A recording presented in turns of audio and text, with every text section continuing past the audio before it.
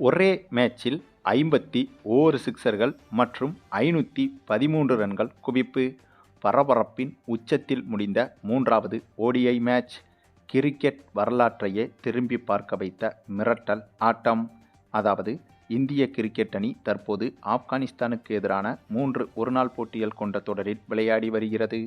இந்த தொடருக்கு முன்பாக IPL தொடர் நடந்து முடிந்திருந்தது. அப்படியாக IPL தொடர் முடிந்த உடனேயே இந்திய அணி ஆப்கானிஸ்தானுக்கு எதிரான கிரிக்கெட் தொடரில் களமிறங்கியது.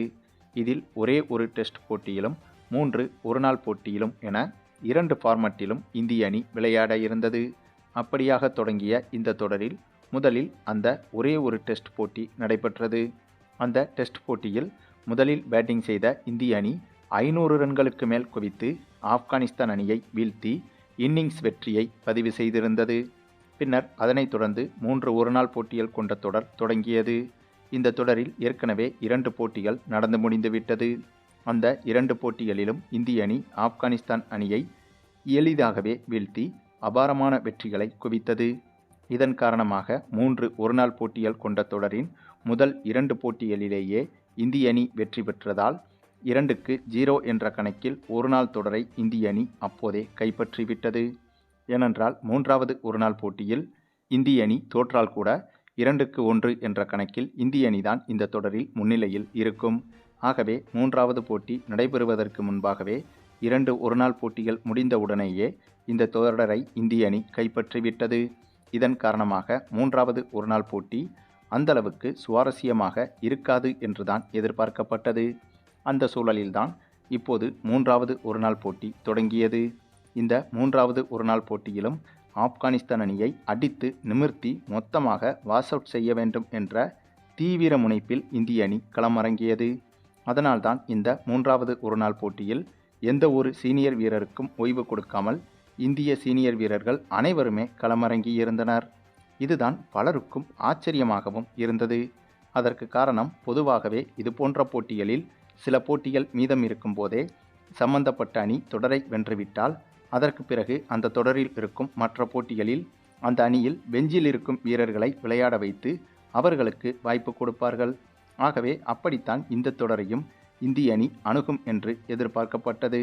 முதல் 2 ஒருநாள் போட்டிகளிலும் வெற்றி பெற்றுவிட்டதால் கடைசி ஒருநாள் போட்டியில் தோல்வியடைந்தாலும் வெற்றியடைந்தாலும் இந்திய அணிக்கு அது பாதிப்பாக இருக்கப் போவதில்லை. அந்த ஒரு காரணத்தால் இந்த 3வது ஒருநாள் போட்டியில் இந்திய சீனியர் வீரர்களுக்கு பெரும்பாலும் ஓய்வு கொடுக்கப்பட்டு இந்த தொடரில் இதுவரை விளையாடாத வீரர்களுக்கு வாய்ப்பு கிடைக்கும் என்று எதிர்பார்க்கப்பட்டது. ஆனால் இந்திய அணி என்ன நினைத்ததோ என்று தெரியலங்க. ஆப்கானிஸ்தான் அணியை மொத்தமாக வாஷ் அவுட் செய்ய வேண்டும் என்ற முனைப்போடு இந்த போட்டியில் மொத்த சீனியர் வீரர்களும் களமிறங்கினார்கள். இதன் காரணமாக இந்த போட்டி மீதான எதிர்பார்ப்பு என்பது திடீரென அதிகரித்தது. எதிர்பார்த்தது போலவே இந்த போட்டி தொடங்கி டாஸையும் வென்றது இந்திய அணி.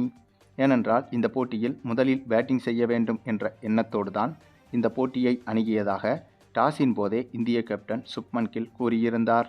பின்னர் எதிர்பார்த்தது போலவே டாஸை வென்றதால் பேட்டிங் செய்ய களமிறங்கிய இந்திய அணியை பொறுத்தவரையில் யாஸ்வி ஜெய்ஸ்வாலும் ரோஹித் சர்மாவும் ஓப்பனிங் இறங்கினார்கள்.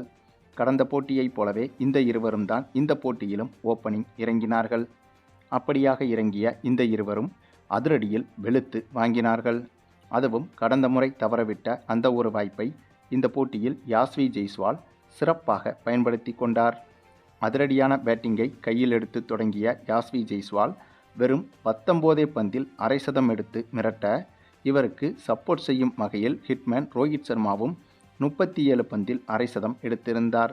பின்னர் ஒரு கட்டத்தில் 68 ரன்கள் எடுத்திருந்த போது ரோஹித் சர்மா விக்கெட்டை இழக்க, அந்த சமயத்தில் நம்முடைய அதிரடி மன்னன் இஷான் கிஷான் களமிறங்கினார்.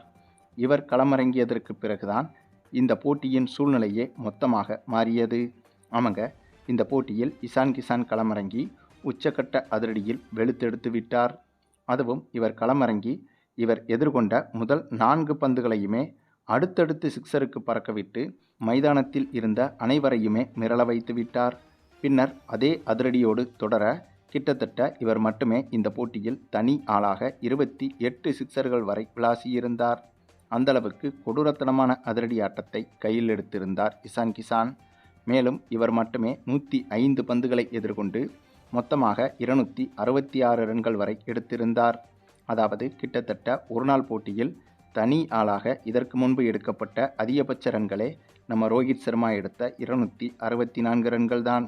ஆக அந்த ஒரு ஸ்கோரையும் தாண்டி இந்த போட்டியில் 266 ரன்களை தனி ஆளாக குவித்து காட்டினார் இசான் கிசான். அந்தளவுக்கு கொடூரமான அதிரடியை இந்த ஒரு போட்டியில் இவர் வெளிப்படுத்தியிருந்தார். இவரை தொடர்ந்து இதே போட்டியில் அடுத்ததாக நம்முடைய KL ராகுலும் பழைய அதிரடியை காட்டியிருந்தார். இவருடைய பேட்டிங் ஸ்டைல் என்பது எப்போதுமே ஸ்டைலிஷாக ஸ்மூத்தாக இருக்கும். காட்டுத்தனமாக விளையாட மாட்டார். ஆனால் அப்படிப்பட்ட இவரே இந்த போட்டியை பொறுத்தவரையில் இவருடைய ஸ்டைலிஷை மறந்து காட்டுத்தனமாக பேட்டிங் செய்திருந்தார். கிழக்கு, மேற்கு, வடக்கு, தெற்கு என அனைத்து திசைகளிலும் குறைந்தபட்சம் ஒரு சிக்ஸர், ஒரு பவுண்டரியாவது அடித்தே ஆக வேண்டும் என்ற கட்டாயத்தில் களமிறங்கியது போல நாலாபுரமும் சுத்து என சுத்தி அடித்தார் KL ராகுல். இந்த KL ராகுலின் அதிரடியை பார்க்கும்போது இந்த போட்டி மிகப்பெரிய உலக சாதனை போட்டியாக மாறப்போகிறது என்பது மட்டும் உறுதியாக தெரிந்துவிட்டது. ஏனென்றால் ஏற்கனவே இசான் கிசான் இந்த போட்டியை வேற லெவலில் கொண்டு சென்று விட்டார். அதோடு KL ராகுலும் சேர்ந்து இப்படி ஒரு காட்டுத்தனமான அதிரடியை காட்டினால் கண்டிப்பாக இந்த ஒரு போட்டி சரித்திரத்தில் இடம்பெறும் நம்பர் 1 போட்டியாக மாறும் என்பதில் எந்த ஒரு சந்தேகமும் கிடையாது. அப்படித்தான் இந்த போட்டியும் நடைபெற்றது.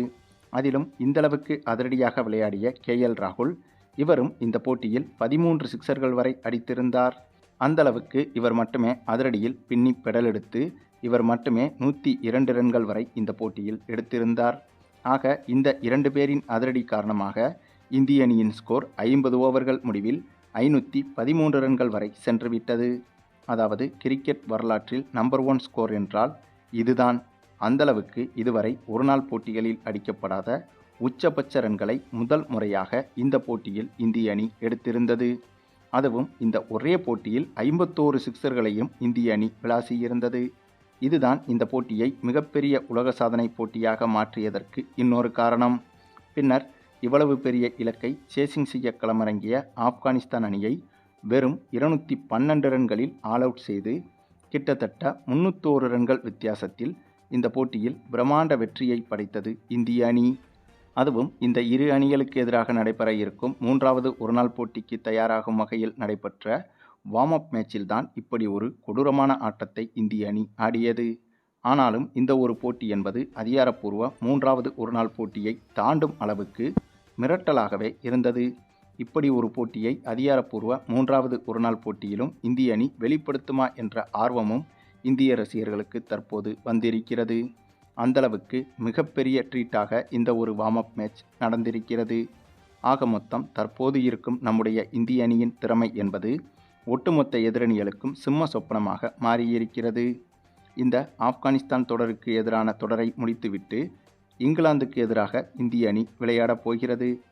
மேலும் இந்த ஆப்கானிஸ்தானுக்கு எதிரான தொடரை முடித்த பிறகு இங்கிலாந்துக்கு எதிராக களமிறங்கப் போகிறது இந்திய அணி. ஆகையால் இந்த ஒரு தொடரை பார்த்த பிறகு, குறிப்பாக இந்த ஒரு 513 ரன்கள் குவித்த போட்டியை பார்த்த பிறகு கண்டிப்பாக இப்போது இங்கிலாந்து அணியும் இந்திய அணியை எதிர்கொள்ள மிகப்பெரிய கலக்கத்தில் இருக்கும் என்பதில் எந்த ஒரு சந்தேகமும் கிடையாது. சரி, நீங்கள் சொல்லுங்கள், இந்த ஒரு போட்டியில் இந்திய அணி படைத்த சிக்சர்கள் சாதனை பற்றியும் அதிக ரன்கள் சாதனை பற்றியும் உங்களுடைய கருத்துக்களையும் கமெண்டில் தெரிவிங்க. மேலும் இந்த வீடியோ பிடிச்சிருந்தா லைக் பண்ணுங்கள், மற்ற அனைவருக்கும் ஷேர் பண்ணுங்கள், மறக்காமல் நம்ம சேனலை சப்ஸ்கிரைப் பண்ணுங்கள்.